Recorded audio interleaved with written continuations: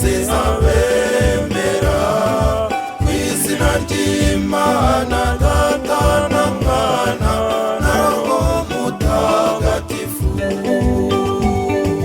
ku izina ry'Imana Data na Mwana na Roho Mutagatifu. Yohani Batista yarahagurutse ajya mu butayu yamamaza batisimu mu bantu maze arababatiza.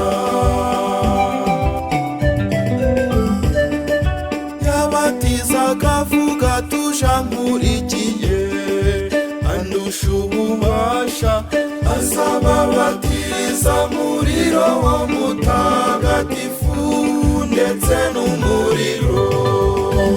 Nimugende mubwire isi yose mubabwire ibyo nababwiye, nimugende mubatiza bemera ku izina ry'Imana Data na Mwana na Roho Mutagatifu,